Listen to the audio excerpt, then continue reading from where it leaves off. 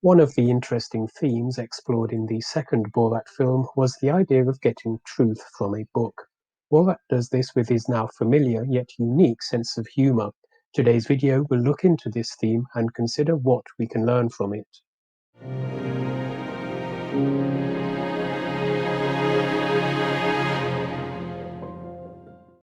In the film, Borat is given a book from his government. The book is a manual on the female, which, like every other fictional Kazakh, he learns. Borat's daughter Tutar also reads the book, and both believe it to be completely factual. Later in the film, Tutar meets some Americans who have obviously never seen this book before. One lady tells Tutar that the book is wrong and encourages her to think for herself. To apply this advice, Tutar decides to test something stated in the book.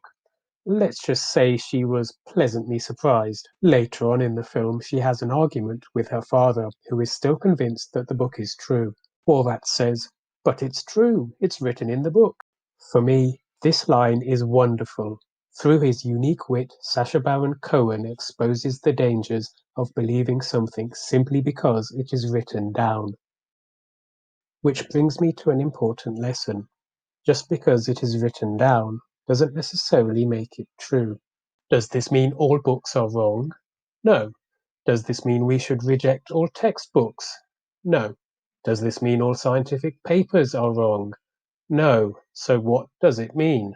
For a claim to be considered true, the book should explain why it thinks it is true, and the reader should consider the explanation. There are many reasons why a reader might reject a claim, and they would be naive to believe something just because it is written down without considering the why. And yes, this includes what I have written down on the screen. So think about it for yourself.